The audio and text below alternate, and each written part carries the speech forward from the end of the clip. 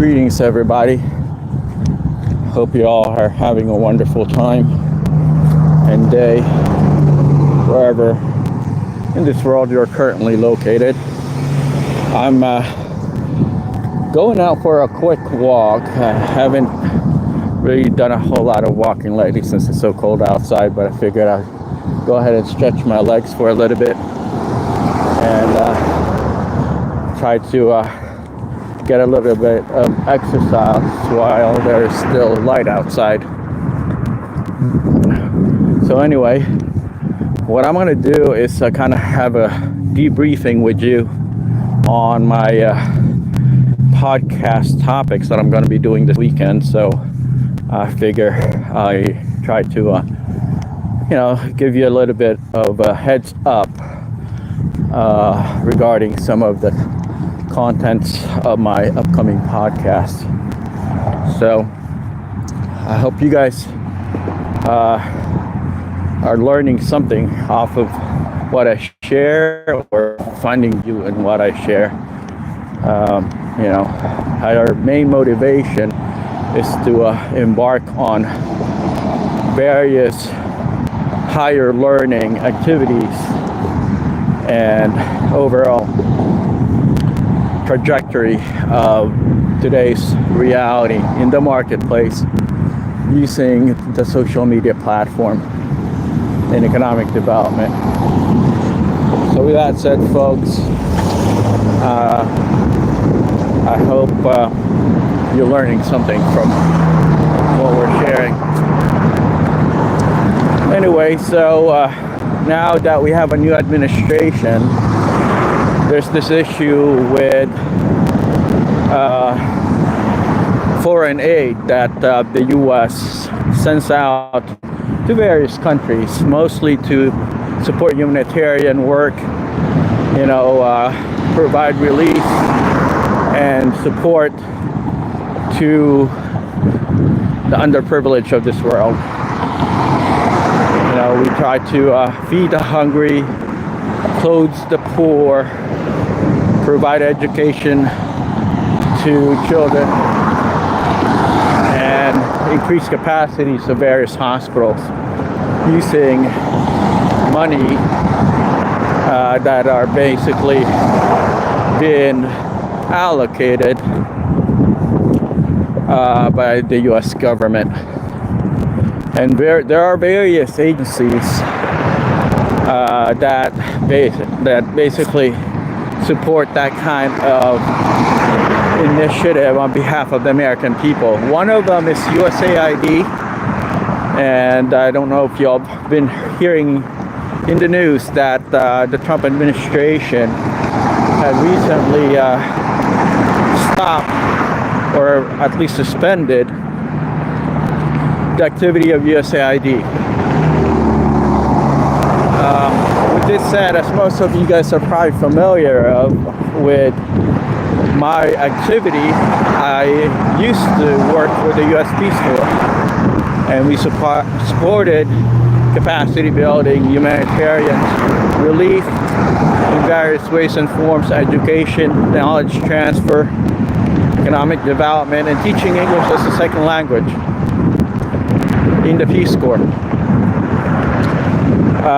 And while I was in the Peace Corps, I managed to actually participate in some of the work of USAID via, supporting their resource allocation through the SPA grant.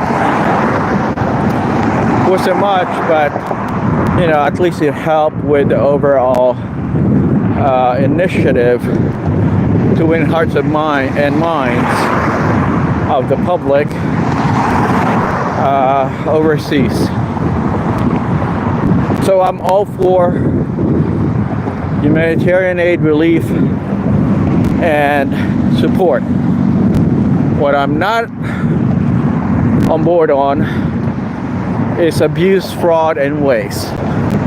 By the way, that's the American Legion here in Tidewater. So that's where former military personnel that have served in the military now congregates on their retirement. Anyway, so what I was saying is that I'm all for supporting those that are in need, okay, and providing, food and health care, capacity building to those in need. Excuse me. But what I'm against is the abuse of our funds, our U.S. tax dollar funds. One of which was the over $200 billion worth of just tax in aid that went to Ukraine, in which the current Ukrainian government, the Zelensky regime, is saying they can't even account for it. They don't know where it went. So imagine that amount of money. We're not talking about millions, we're talking about billions, folks. Billions of U.S. taxpayer money cannot be allocated. They don't know what happened to it. They can't audit them. Okay? So if that size of money goes to a foreign country and nobody knows what happened to it, then that would raise a lot of flags. That, to me at least, as someone who used to do finance work and audit for the federal government, that would be a red flag when people tell me they don't know what happened to the money, especially that sum of money. Anyway, so I think there's a good reason why, the administration decided to postpone or block aid going to Ukraine, specifically Ukraine. Yes, some other countries have been affected, but that's because when there's fraud, waste, and abuse going on, and no one can account for the money, the billions worth of dollars, tax money going to countries that have no desire to repay us back. There's no guarantee that we'll recover any of these funds. I support the postponement of aid until at least we know how to best manage these kinds of relief and resources. So anyway, that's going to be a subject that I'm going to be talking about in my podcast this weekend. I haven't really decided how many podcasts I'm going to do yet. I might end up doing 2 this weekend. There's quite a bit of stuff that's been going on in the news, so I think I'll do at least 2 podcasts this weekend. So another issue I'm going to be talking about is this, headbanging between our politicians and the Doji quasi management efficiency task force that the White House basically decided to have Mr. Elon Musk manage. I'm gonna put on my coat, it's getting cold out here. So there are some politicians that are basically whining and raising up in arms regarding Mr. Musk and how he basically is getting access to public information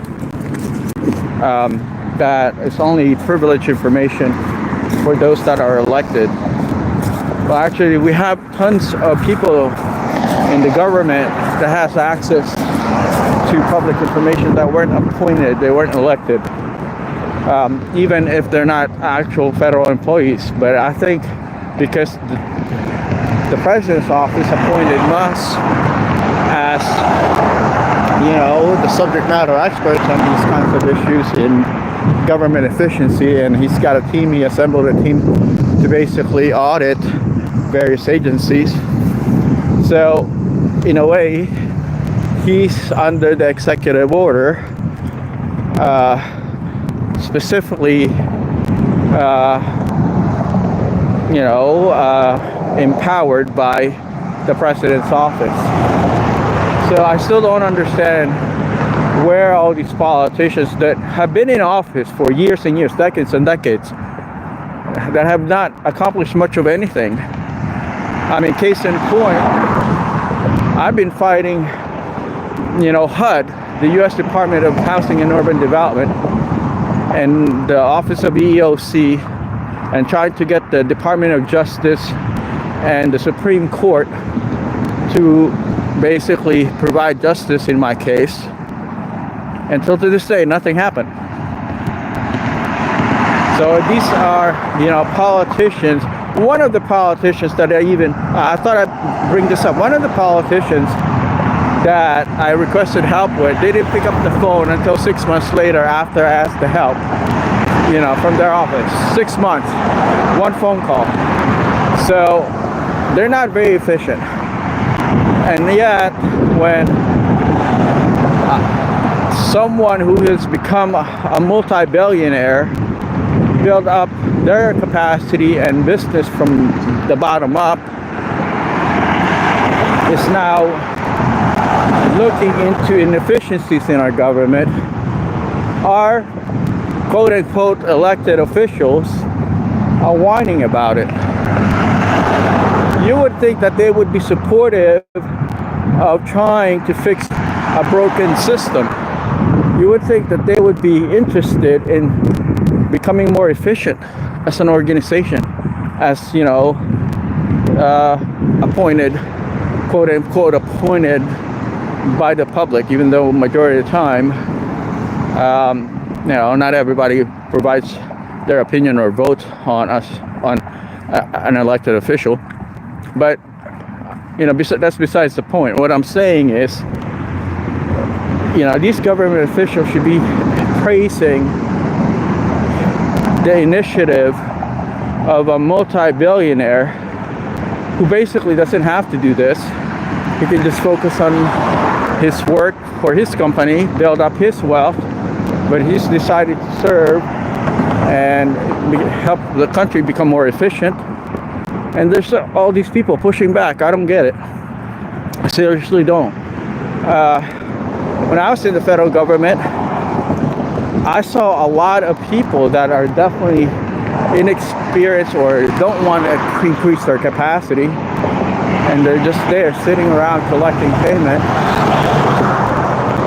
and they're not very efficient. And now here you bring in someone who's built an empire for himself, and they're pushing back.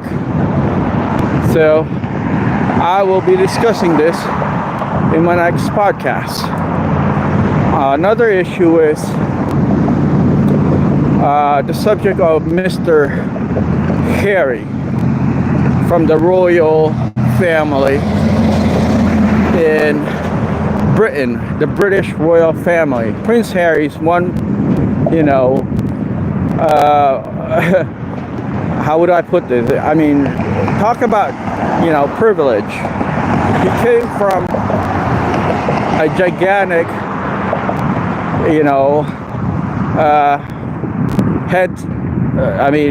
He's basically come from a family of means and wealth. He's come from privilege. Then when he decided to marry his wife, or even before I guess he married his wife, he decided to apply for a visa to stay in the country. Okay, folks. And in that visa, he lied on his application. Okay, he's done drugs, and he said he never done any of that stuff. And when he got caught about it, he basically defaulted into using his privilege and connecting with various decision makers in America to help him get off the hook. Okay? And it's just unbelievable.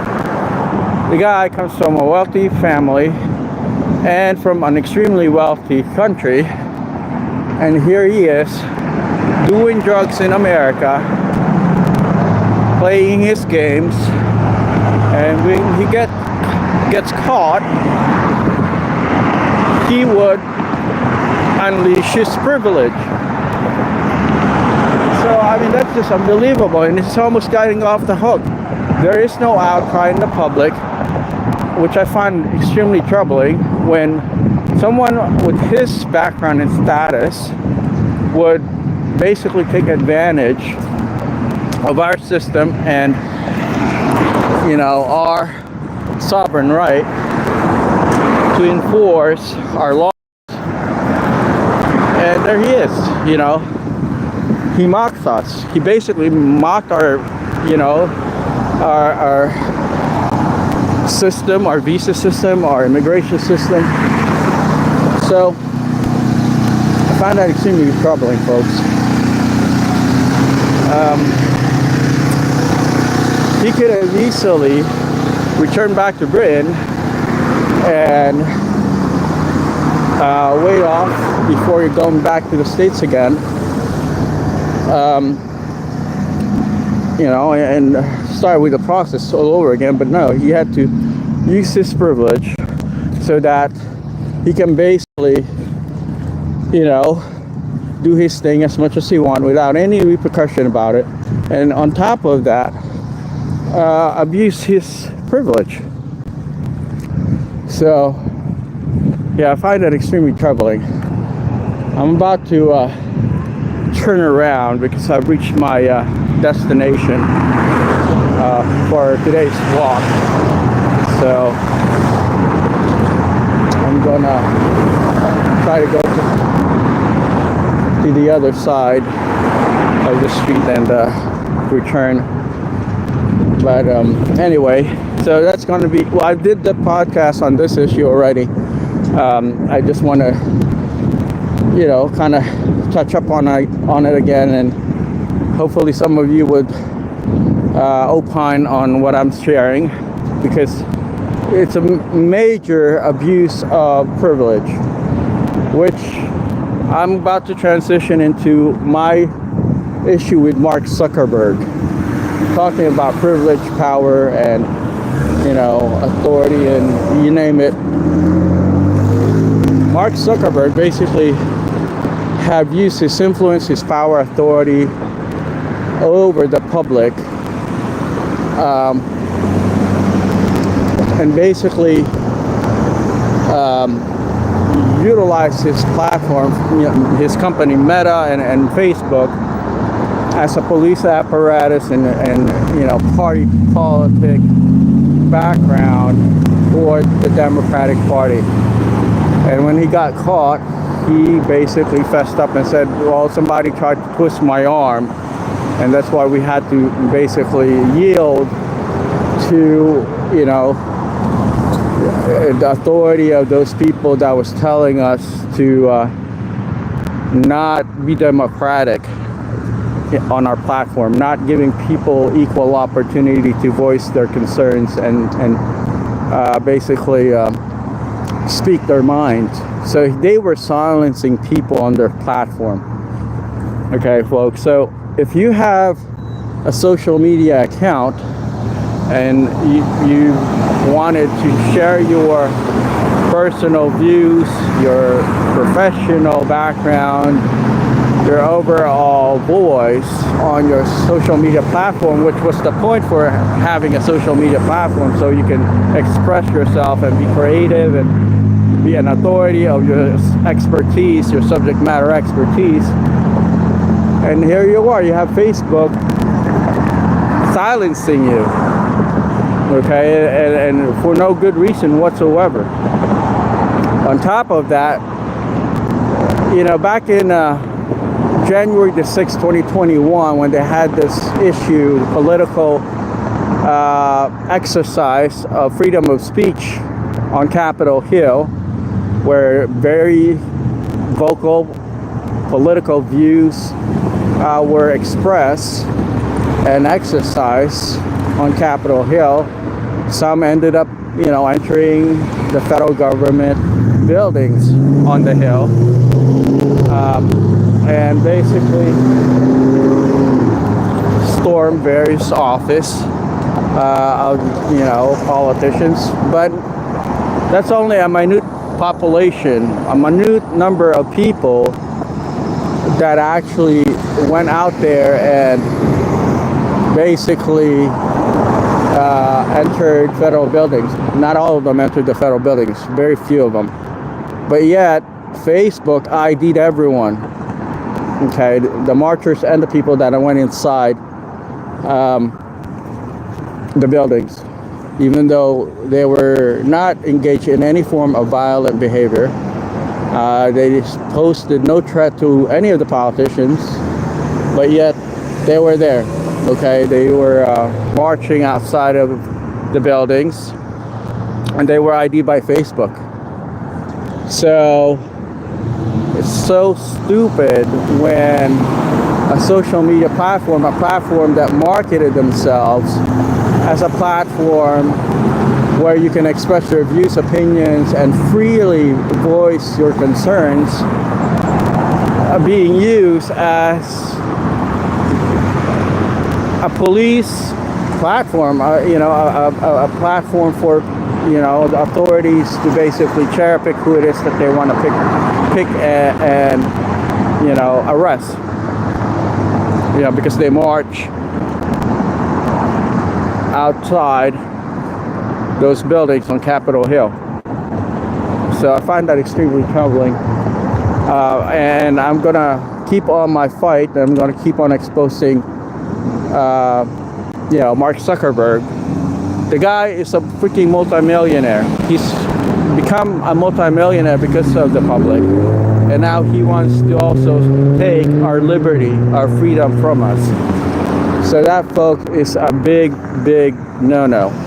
Okay, these multimillionaires are infringing on our rights using their platform that they said we have the right to use and the freedom to express ourselves. So basically they wanted to take our freedom away from us. Point in case, when President Trump was first in office, he was silenced on Twitter and Facebook. Imagine the very first president of America, the US, to be silenced by the social media platform, even though he had authority to speak to the public. That was his job. He's supposed to use his platform, his social media platform, to communicate his views with the public, but yet he was silenced. So folks, that's the world we live in today, and that's the kind of world that I've been trying to fight against. I'm all for the use of social media, obviously. I've written books on the utilization of the social media platform in economic development, to use, social media for the good of the public, for the good of the world and economy. And yet, then you have these people that basically using their platforms, their companies, to silence the public. So I find that extremely troubling. Without the public, Mark Zuckerberg will not be a multimillionaire. Okay, he wouldn't have had this lavish lifestyle, this luxurious lifestyle that he gets to enjoy day in, day out. He wouldn't have the influence that he has today without the public. And now he's trying to silence the public, the same public that gave him the opportunity to build wealth, whose data he's using. And then he decided to play police. Okay, I'm not saying not to use, Facebook or any social media platform to address issues that could potentially be a problem. It could potentially be a violent, event that could take place. I'm not saying that, not use the social media platform to protect the public, but when there's no way the public is being protected, then it's counterproductive. Why would they even, have a platform that they would say a social media platform, but yet no one can use it freely? I mean, that's where everything is, folks. And I thought I'd, kind of balance things out and share my thoughts on this, because I don't know if there's anyone that's holding Mark Zuckerberg accountable. I may be the only one. I've actually started a petition, and I think even my petition's being silenced right now. So, but you know what? I've done my part. If the public doesn't want to do their part and secure their freedom and expose those who abuse their power, then that's on them. My overall civic duty is to support our democracy, to support human rights, to support civil rights, the freedom of speech. That's my overall,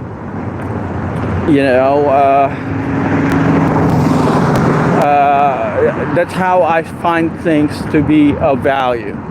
Okay, that's very important to me, to preserve those democratic principles.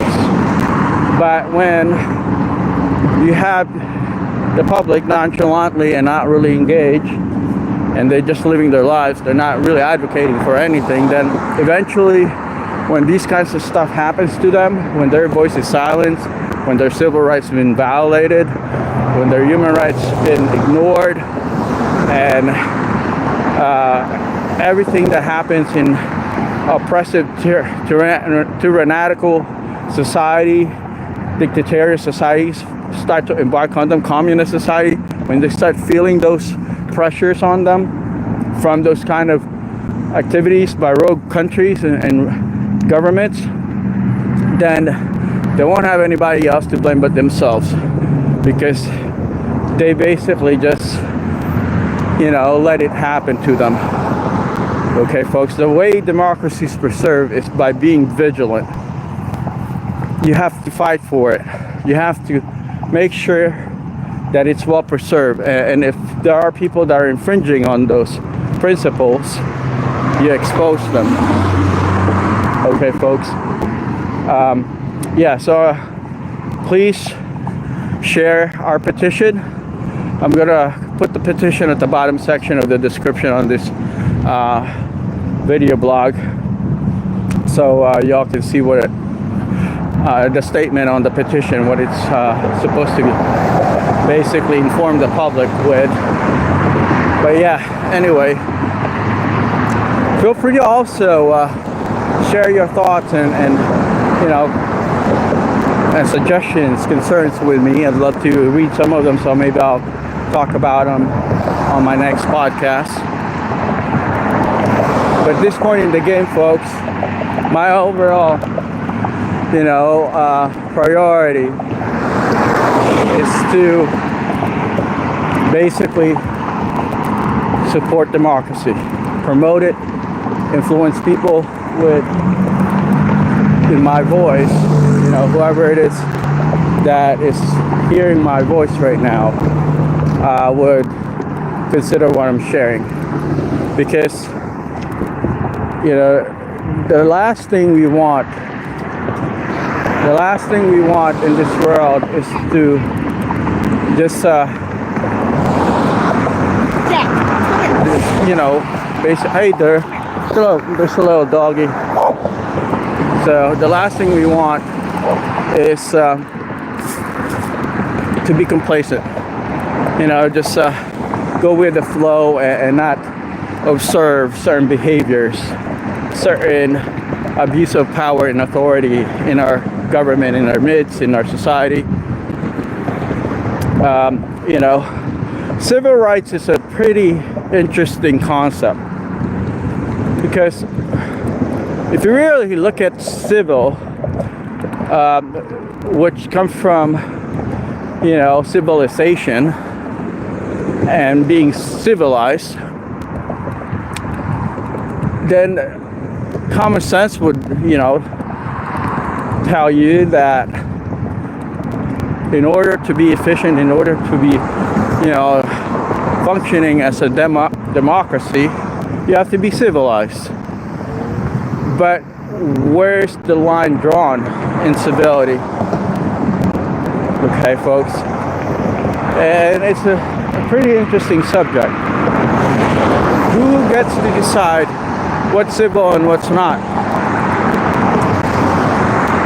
The people in power gets to decide it, or are the people under those authority and power gets to decide what's civil? So let me know what you think. What does civil rights mean? Share your thoughts on this. I want to learn a little bit, from you listening to my voice right now, what you believe civil rights ought to be. And human rights should be, incorporated into that concept of civil rights. Or should human rights be incorporated? Let me know if, human rights should be intact and should go hand in hand with civil rights. Love to hear about your point of view and your opinion. So with this said, my podcast is going to be, about various civil issues that I believe I ought to bring up to your attention, because I've actually, I've experienced violations, civil rights violations, human rights violations, work discrimination issues, institutional racism issues. So I've experienced it. So I'm going to incorporate these kinds of issues into my podcast and my other video blogs, so that we can all entertain, this concept of civilization. So yeah, folks, some things are happening now in our new government, new administration, that I'm also very optimistic about. One of which is, we're becoming more aware of the ways and abuse and fraud that's happening using our tax dollars. So I'm extremely happy that there's people actually paying attention to how our money's being spent, and the impact of our contribution to the world. And also, I just heard this on the news just a few days ago, that Mr. Trump and Mr. Putin have had a lengthy conversation over the phone on starting the process of de-escalating the war in Ukraine, between Russia and Ukraine, and hopefully end it in the next couple of months. So that's extremely positive news, because, as you all know, the war shouldn't have even happened. When I was running for the U.S. Senate back in 2020,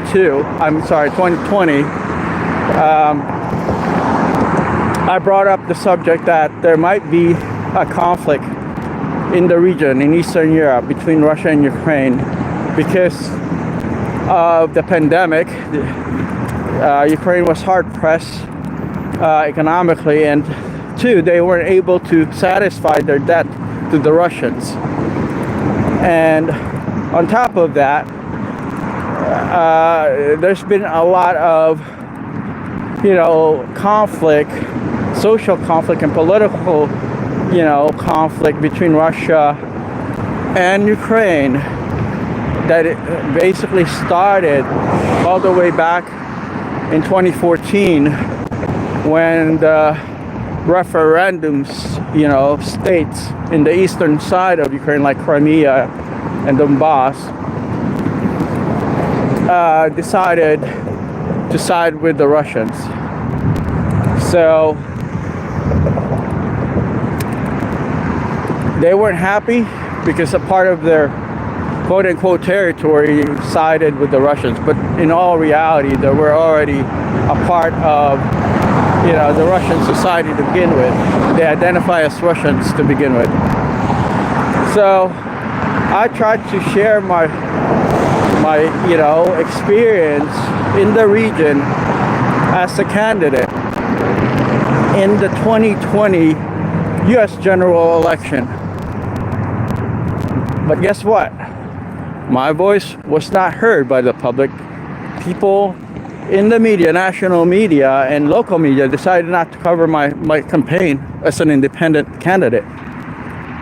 That really, it goes without saying that America would rather be stuck on stupid than thinking outside the proverbial box, rather than giving every voice an opportunity to be heard, especially in a general election.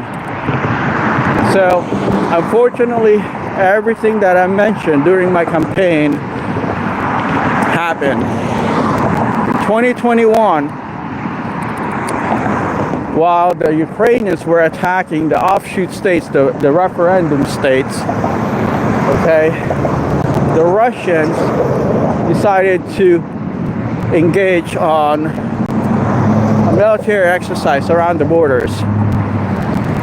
And during those somewhat of an escalation of military exercises, in August of 2021, the Russians basically informed Zelensky's government that they have a certain time of, they have a certain period of time to de-escalate their attacks, to stop and withdraw from the regions that they basically were attacking. Unfortunately, the Ukrainians didn't take them seriously. They, tried to influence the Western world by joining NATO and the European Union, and basically trying they succeeded actually. They succeeded in influencing the White House, who later decided to support them financially and with military weapons.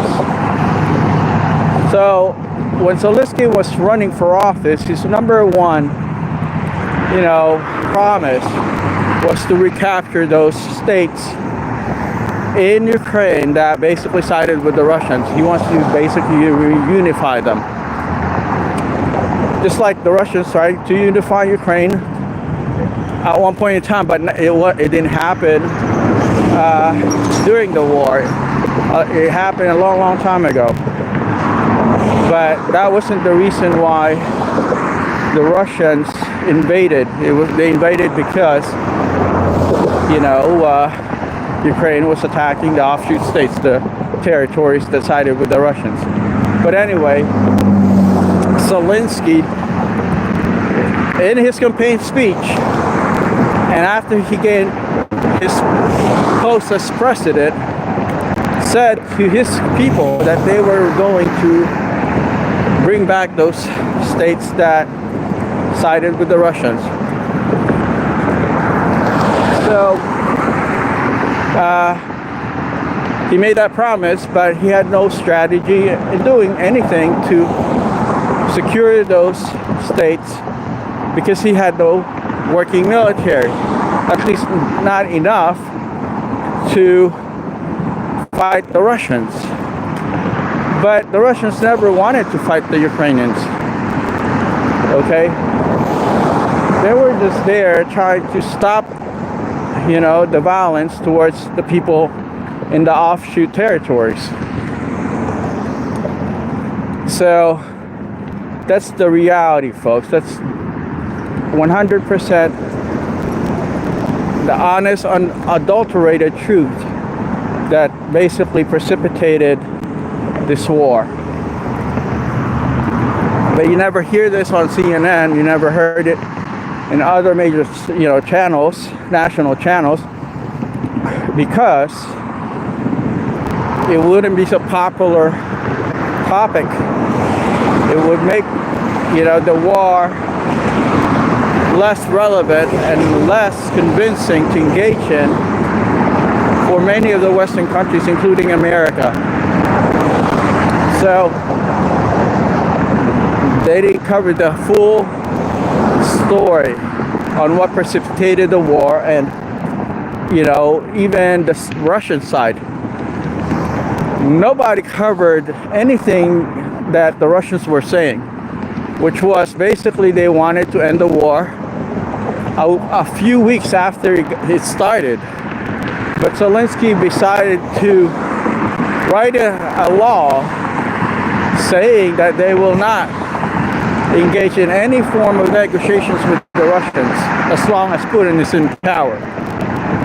So how can you stop a war when they're not even willing to de-escalate it and come to the table? So it was pretty counterproductive, but that's what happened. And I hope that the truth will surface, soon. I hope that everything that precipitated the war would manifest itself now that we have a new administration. That's the only way the Trump administration, can basically influence the hearts and minds of the public, is by, one, investigating the death of Gonzalo Lira, who tried to escalate the war. He's the Hispanic American former journalist, Hispanic American that lived in Ukraine with his family, met a lady there, and he started his family, young kids, infant kids, that they will never know their father, might be able to see him on YouTube, but they are going to grow up without a father and not knowing what it's like to be around a man who tried to de-escalate the conflict between Russia and Ukraine.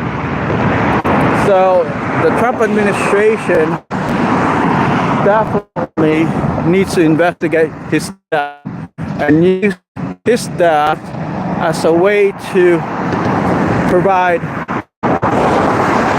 justification on why the war should be de-escalated. One. Second is that the Trump administration needs to account for the money that was wasted in Ukraine. Money that no one can account for. And third, why is there even a war? So these are the things that, the Trump administration needs to focus on in the next couple of days and weeks pertaining to the conflict in Ukraine. Anyway, folks, thank you so much for keeping me company and, listening to my thoughts. I'm gonna kind of dissect these subjects in my podcast and this weekend. But let me know your thoughts. Please sign our petition to hold Mark Zuckerberg down, and let me know if you have any suggestions on anything else that you would like for me to come out. We started a community on locals, and we're also uploading our videos on Odyssey, BitChute, and locals, obviously. So for those of you that can't get access to our material on YouTube, I wouldn't be surprised if YouTube starts silence my voice too. I know Facebook is, but please just consider following us on those platforms, Odyssey, BitChute, and locals. We'll do our best to keep you informed on what it is that we're able to uncover and review and research and share with the public. There's too much silencing going on, and because of that, plenty of people have suffered because they're not able to access relevant, credible, and actionable information. My name's Al Mina with a PGC Group podcast, and I'm sorry, not PGC Group, that's my company. Face Economics podcast and Face Economics TV YouTube channel. Let me know your thoughts. I look forward to, interacting with you guys in my next video blog and podcast. It's been a really nice walk. I miss walking. I love to walk. So, it's my exercise for today. Thank you once again for watching. Until we meet again, take care. Bye-bye.